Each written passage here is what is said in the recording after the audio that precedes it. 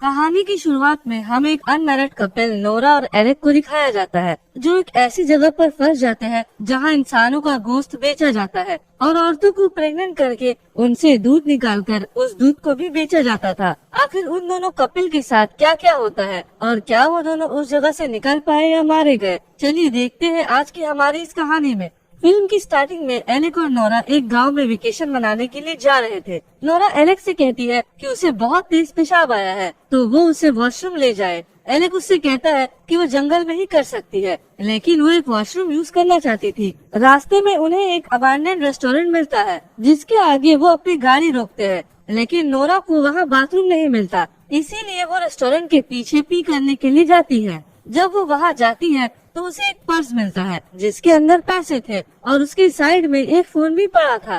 Nora उन सब चीजों को वहीं फेंक कर चली जाती है। तभी हम देखते हैं कि घास में इंसान के कंकाल पड़े हैं। एलेक और नोरा अपनी कार में बैठकर निकल जाते हैं। तभी उन्हें रास्ते में एक औरत दिखती है जिसकी गाड़ी खराब हो गई थी। एलेक ये देखकर अपनी गाड़ी रोकता है और उस औरत की मदद करने के लिए जाता है। वही नोरा उस औरत के पास जाती है। वो औरत नोरा को देखकर कहती है कि एलेक ने उससे अभी तक शादी क्यों नहीं की और उसने काफी छोटे कपड़े पहन रखे हैं। ये सुन के नोरा उससे कहती है कि वो अपने काम से काम रखे। ये सुनकर वो औरत भड़क जाती है और उससे कहती है कि वो एक नासमझ और बेकार लड़की है। नोरा उसे याद दिलाती है कि वो लोग उसकी मदद कर रहे हैं, इसीलिए वो उनसे ऐसे बात नहीं कर सकती। जिस पर औरत उससे कहती है कि उसने तो उनकी मदद भी नहीं मांगी, तो वो उसकी मदद क्यों कर रहे हैं। ये सुनकर नोरा एलेक से कहती है कि वो यहाँ से चले। वो उस औरत की कार ठीक किए बिना ही वहाँ से चले जाते हैं। रास्ते में नोरा एलेक से कहती है कि उसे क्या जरूरत थी उस औरत की मदद करने की, तो एलेक उससे कहता है कि वो बस उसकी मदद करना चाहता था। आगे जाके ये दोनों एक रेस्टोरेंट में रुकते हैं जहाँ कई सारे लोग थे।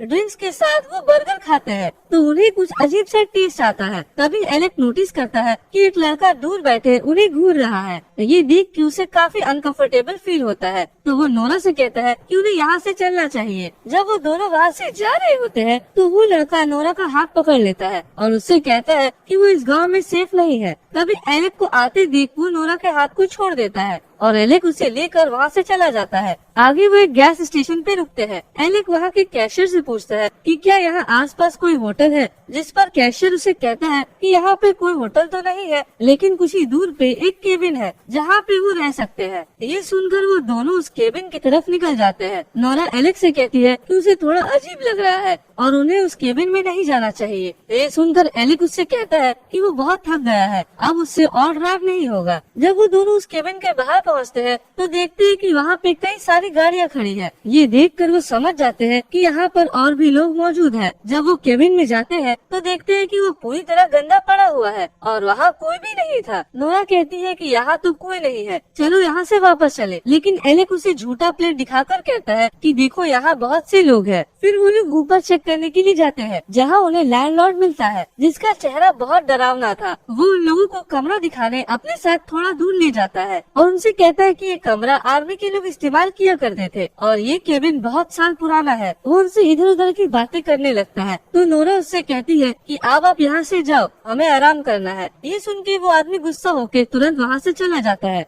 एलेक उसके ऐसे बर्ताव के लिए उस पर गुस्सा करता है। वो कहती है कि उसे उस आदमी के डरावने चेहरे से डर लग रहा था। वो बातों बातों में देख नहीं पाते कि बगल बेड के चादर में खून का निशान है, मानो कि वहाँ पे लोगों का मर्डर हुआ हो। रात को नोरा और एलेक जब सो रहे होते हैं तो उनके बेड के नीचे एक आदमी छुपा होता है जिसने एक शीट मास्क पहना था। सुबह वो आदमी उनके बेड के नीचे से निकलकर उन पर हमला करता है और उन्हें किडनैप कर लेता है। अगली सुबह जब नोरा की आँख खुलती है तो वो अपने आप को एक पिंजरे में बंद पाती है। वो अपने आप को छुड़ाने की कोशिश करती है, लेकिन तभी वहाँ पर मास्क पहना एक आदमी आता है और उसे शांत करने के लिए उसके पिंजरे में मारने लगता है। उसके जाने के बाद नोरा एक पत्थर से ताला तोड़ने की कोशिश करती है, लेकिन तभी वहाँ पर दो आदमी आ जाते हैं जो उस पर कुछ लिक्विड डालकर बेहोश कर देते हैं। जब नोरा को फिर से होश आता है तो वो अपने आप को एक कुर्सी से बंधा पाती है और उसके दोनों पैर फैलाकर बंधे हुए थे। तभी उस कमरे में एक मास्क पहने लेडी आती है। वो एक बड़े से इंजेक्शन को नोरा के टांगों के बीच डालकर उसके अंदर सीमेंट इंजेक्ट कर देती है ताकि वो प्रेग्नेंट हो सके।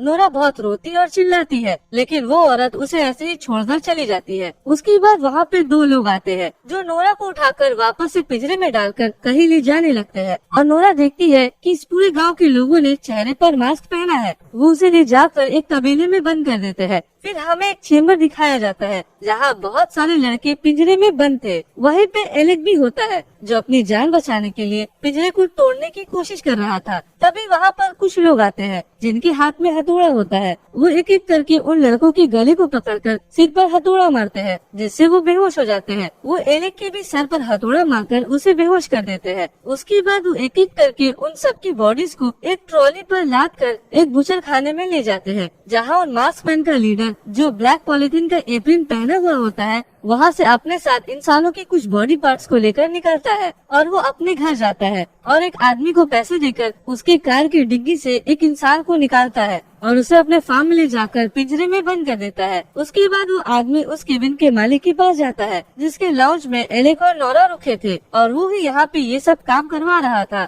वो उससे कहता है कि हमें 3 घंटे में किसी भी तरह 80 लोगों का खाना बनाना है। इसके बाद वो किचन में जाके सबसे कहता है कि जल्दी करो, हमें 3 घंटे में 80 लोगों का खाना बनाना है और इस बार काम सफाई से करना क्योंकि पिछली बार क्लाइंट को खाने में नाखून मिल गया था। फिर हम कुछ लड़कियों को पिंजरे में कैद देखते हैं और मशीन के जरिए उनके ब्रेस्ट से दूध निकाला जा रहा था ताकि वो उस दूध को कस्टमर्स को सप्लाई कर सके। तभी लैंडलॉर्ड और सीनियर मास्कमैन वहाँ आता है। वहाँ एक औरत ने एक बच्चे को जन्म दिया था। सीनियर मास्कमैन इस बच्चे को उससे छीन कर उसका वेट मेजर करता है और देखता है कि वो बच्चा काफी स्वस्थ है, यानी कि उसकी माँ उसे काफी ज्यादा दूध पिला रही थी। इसीलिए वो उस बच्चे को जमीन में पटक कर मार डालता है और उसे एक डस्टबिन में फेंक देता है। ये देखकर उसकी माँ बहुत चिल्लाती और रोती है। फिर वो सारे लोग वो दूध लेकर वहाँ से चले जाते हैं। उन सब के जाने के बाद वहाँ पे वो गैस स्टेशन का ओनर एंड्रू आता है जो कि पागल था और वो भी उन लोगों के साथ मिला था और जिस औरत ने बच्चे को जन्म दिया था उससे पूछता है कि क्या तुम्हें भूख लगी है, तो वो औरत उस पर भड़क जाती है और उसे गालियाँ देने लगती है।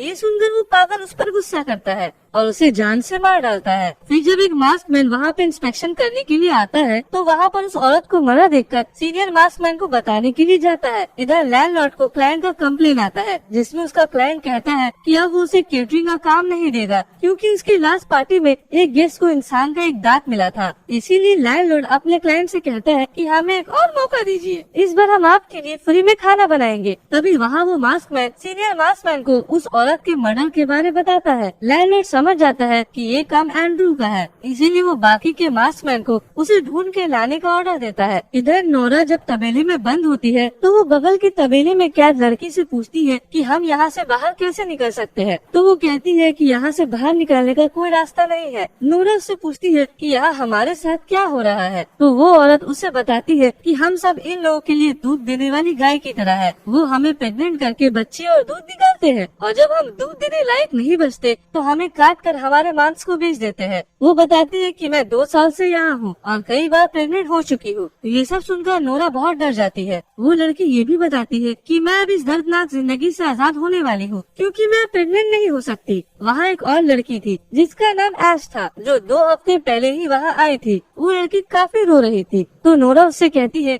कि वो उसे यहाँ से जरूर बाहर निकालेगी। इधर वो मास्कमैन एंड्रू को ढूंढ लेता है जो कि लाशों के साथ खेल रहा था। वो उसे पकड़कर लैंडलॉर्ड के पास ले जाता है तो एंड्रू उससे माफी मांगता है और उससे कहता है कि उसने गलती से उसे मार डाला क्योंकि वो बहुत गालियाँ दे रही थी। ये सुनकर लैंडलॉर्ड उसे कहता है कि सजा के तौर पर वो उन्हें अब खाना दे। एंड्रू बाकी के मास्कमैन के साथ फार्म में खाना देने जाता है। वो उन्हें खाना वैसे ही देते हैं जैसे फार्म में इंसान जानवरों को देते हैं। तभी एंड्रू खाना गिराकर वहाँ से भागने लगता है। अगले सीन में सीनियर मास्कमैन 2 और मास्कमैन को लेके तबेले में जाता है और उस लड़की को पकड़कर बांध देता है जो प्रेग्नेंट नहीं हो सकती और उसके पेट को काट कर बाकी की बॉडी पार्ट्स को भी अपने साथ काट कर ले जाते हैं। उनके जाने के बाद एलेक वहाँ आता है जो अभी भी जिंदा था। वो नोरा को अपने साथ ले जाता है। वो दोनों मास्कमैन से बचकर ट्रक के पास पहुँचते हैं तो नोरा उस ट्रक को स्टार्ट करने की कोशिश करती है लेकिन वो ट्रक स्टार्ट नहीं होता। तभी वहाँ एक मास्कमैन आ जाता है लेकिन वो लोग उससे बचकर भाग जाते हैं और एक चर्च में पहुँच जाते हैं। चर्च में भी एक मास्कमैन आ जाता है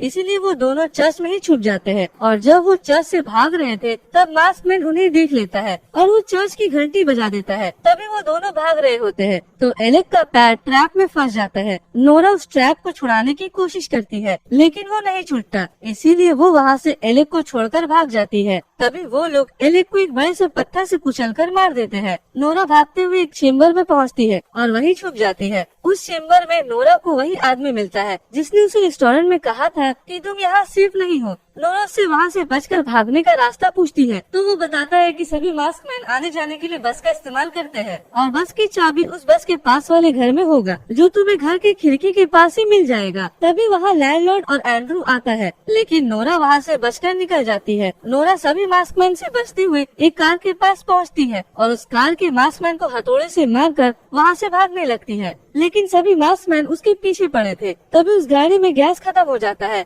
और नोरा कार से उतरकर भागने लगती है। वो भागते भागते फार्म के पास पहुंच जाती है और ऐश को भी आजाद करके अपने साथ ले जाती है। वो दोनों बस के पास वाले घर में जाते हैं और खिड़की से चाबी चुराकर बस की तरफ भागते हैं। बस में आने के बाद वो बस को स्टार्ट करने की कोशिश करती है और बस स्टार्ट हो जाती है। नोरा ये देखकर बहुत खुश होती है और ऐश को बताती है कि बस स्टार्ट हो गई, लेकिन ऐश उसका कोई जवाब नहीं देती। नोरा जब पीछे मुड़ती है तो देखती है कि सारे मास्कमैन उसी बस में पहले से बैठे हैं। फिर सीन कट होता है और हम देखते हैं कि सभी मास्कमैन डिनर टेबल पर बैठे हैं और उन्होंने नोरा और ऐश को मारकर पका दिया है, जिन्हें किसी चिकन की तरह डाइनिंग टेबल पर सर्व किया गया था।